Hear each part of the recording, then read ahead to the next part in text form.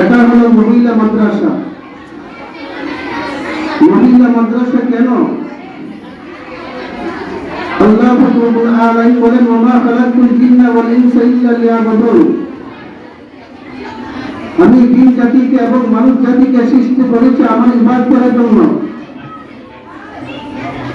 ইবাদত যেভাবে পুরুষের করা লাগবে, ঠিক তেমনিভাবে মহিলাদেরও করা লাগবে।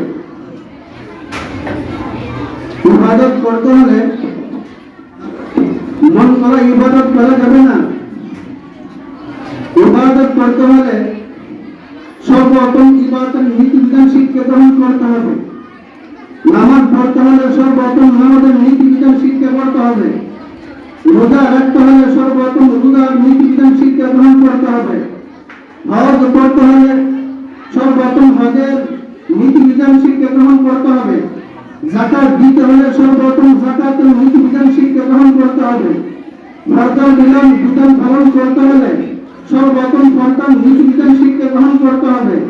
দান খয়রাত করতে হলে সর্বপ্রথম দান খয়রাতের নীতিবিধান শিক্ষা গ্রহণ করতে হবে। এই নীতিবিধান যেভাবে পুরুষের জন্য জরুরি, ঠিক তেমনিভাবে মহিলাদের জন্য শিক্ষা করা জরুরি। এই নীতিবিধানগুলো যেভাবে শিক্ষা করা পুরুষের জন্য জরুরি, ঠিক তেমনিভাবে মহিলাদের জন্য শিক্ষা করা জরুরি। পুরুষের নামাজ পড়া লাগবে, মহিলাদের নামাজ পড়া লাগবে। পুরুষের রোজা রাখা লাগবে, মহিলাদের রোজা রাখা লাগবে। পুরুষের হজ করার তৌফিক হলে হজ করা লাগবে, মহিলাদের হজ করার তৌফিক হলে হজ করা লাগবে। পুরুষের যাকাত দেওয়ার তৌফিক হলে যাকাত দেওয়া লাগবে, মহিলাদেরও যাকাত দেওয়ার তৌফিক হলে যাকাত দেওয়া লাগবে। পুরুষের দান খয়রাত করার তৌফিক হলে দান খয়রাত করা লাগবে, মহিলাদেরও দান খয়রাত করার তৌফিক হলে দান খয়রাত করা লাগবে। পুরুষের জন্য যেভাবে এই নীতিবিধান শিক্ষাগুলো শিক্ষা করা জরুরি, ঠিক তেমনিভাবে মহিলাদের জন্য এই নীতিবিধান শিক্ষা করা জরুরি। এই সুবাদে এই মাদ্রাসা দেওয়া হয়েছে। মাদ্রাসা দেওয়া হয়েছে, এই মাদ্রাসা শুধু এখান থেকে নয়, রাসূলের জামানায় ছিল। তবে রাসূলের জামানায় এমন ভাবে ঘর ছিল না, আলাদা ঘর ছিল না। নিজের সন্তান নিজের পিতার কাছে লেখাপড়া করতেন, দিন শিখতেন। ছেলে হোক মেয়ে হোক নিজের পিতার কাছে শিখতেন দিন। এই পৃথিবীতে সর্বপ্রথম মুহাদ্দিসা ছিলেন, মুফতিয়া ছিলেন, ফকিহাতুল উম্মাহ ছিলেন, হাফিজাতুল কুরআন ছিলেন আয়েশা সিদ্দিকা রাদিয়াল্লাহু তাআলা। আয়েশা সিদ্দিকা রাদিয়াল্লাহু তাআলা হাফিজাতুল কুরআন ছিলেন, কুরআনের হাফিজা ছিলেন, আলিমা ছিলেন, মুআল্লিমা ছিলেন, মুহাদ্দিসা ছিলেন, মুফতিয়া ছিলেন। রাসূল বলেছেন তিনি হলেন ফকিহাতুল উম্মাহ, উম্মাতের ফকি ছিলেন আয়েশা সিদ্দিকা রাদিয়াল্লাহু তাআলা। এই জন্য দেখবেন বুখারী শরীফের অনেক সনদ আছে আয়েশা রাদিয়াল্লাহু তাআলা হলেন রাবিয়া, সনদের রাবিয়া হলেন আয়েশা সিদ্দিকা রাদিয়াল্লাহু তাআলা।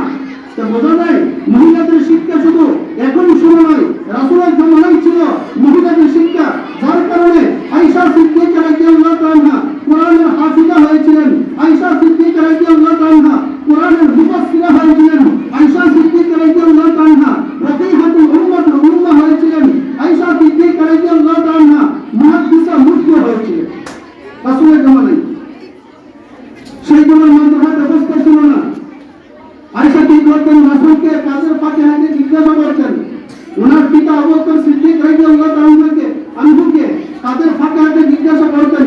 এক পর্যায়ে তিনি বলেন, আমি 30 পারা কোরআনের হাফিজ হয়ে গেলাম।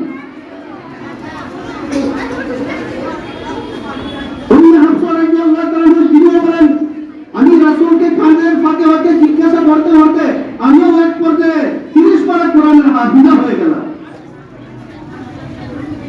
যেভাবে দিন শিক্ষা পুরুষের জন্য শিক্ষা করা জরুরি, ঠিক তেমনিভাবে মহিলাদের জন্য শিক্ষা করা জরুরি।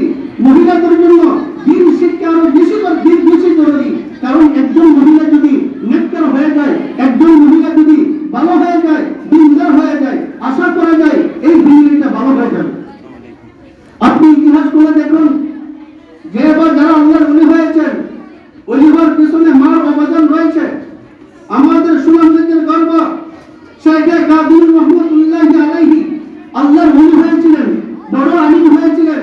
বড় আলিম হওয়ার পিছনে মার অবদান রয়েছে। আমার এই হুজুর শেখে দৌলতপুরি হাফিজাহুল্লাহ তাআলা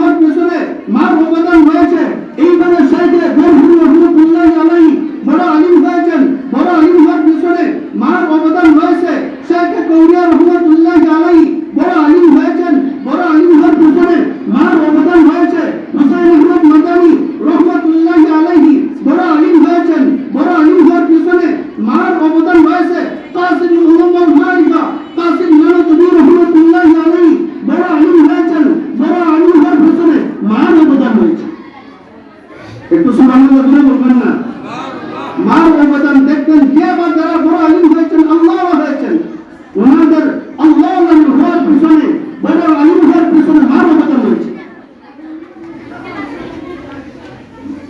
সেজন্য রাসূল বলেছেন, আল্লিমু নিসাআকুম,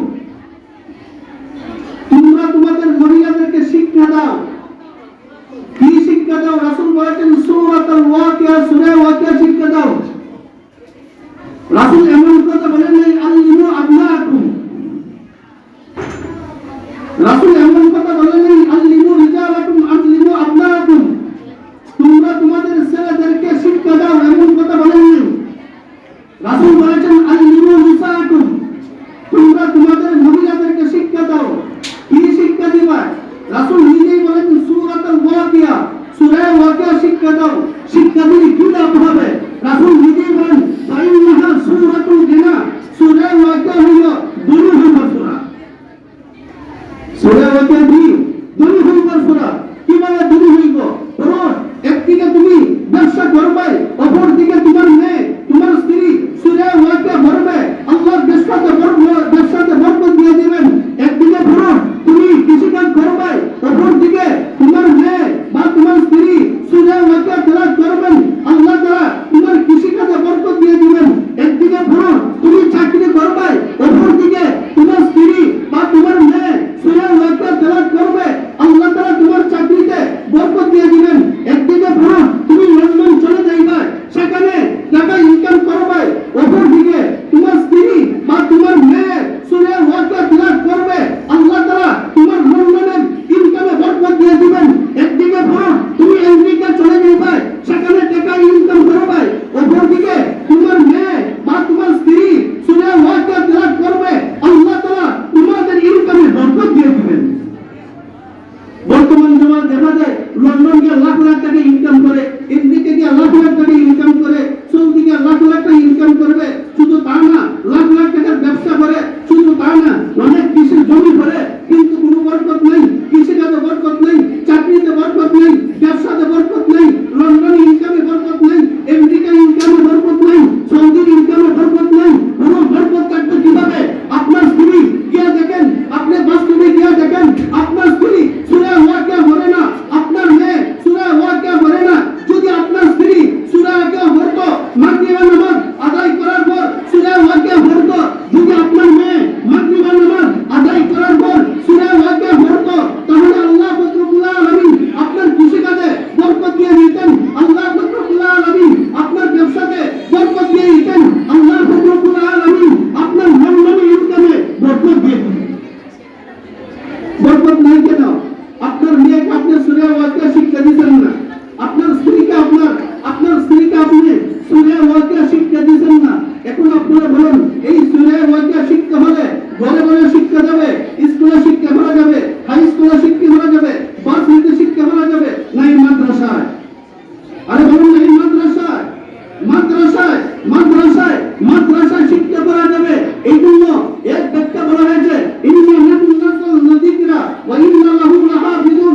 হাফিজুনের ব্যাখ্যায় কোন তাফসীর কারকরা বলেছেন, হাফিজুনের একটা ব্যাখ্যা হলো এই মাদ্রাসা যদি থাকে কোরআন হেফাজত থাকবে, মাদ্রাসা যদি থাকে না কোরআন হেফাজত থাকবে না। পুরুষ মাদ্রাসা হোক, মহিলা মাদ্রাসা হোক, মাদ্রাসা থাকলে কোরআন হেফাজত থাকবে। কারণ কিভাবে? এই মাদ্রাসায় আলিমা বানাবে, আলিমা হইয়া কোরআন তেলাওয়াত করবে, কোরআনকে হেফাজত করবে। এই মাদ্রাসায় মুফতিয়া বানাইবে, মুফতিয়া হইয়া কোরআন তেলাওয়াত করবে, কোরআনকে হেফাজত করবে। মাদ্রাসায় মুহাদ্দিস বানাইবে, মুহাদ্দিস হওয়ার পর কোরআনকে হেফাজত করবে। মাদ্রাসায় মুফাসসির বানাইবে, মুফাসসির হওয়ার পর কোরআন তেলাওয়াত করবে, কোরআনকে হেফাজত করবে। এই জন্য বলা হয়েছে এই কোরআনকে হেফাজতের মরকজ হলো মাদ্রাসা। এই জন্য এই মাদ্রাসা থাকতো না, বন্ধ হয়ে যেত। আরে বলুন না, মাদ্রাসা থাকতো না, বন্ধ হয়ে যেত। মাদ্রাসা থাকতে হলে আমাদের মেয়েদেরকে দিতে হবে, জনগণ ঠিক কিনা? আপনার মেয়েকে দিতে হবে, বোনকে দিতে হবে, বাচ্চাকে দিতে হবে। আল্লাহ রব্বুল আলামিন আমরা যতটুকু শুনছি, আল্লাহ আমল করার তৌফিক দান করুন। এবং যাদের মাধ্যমে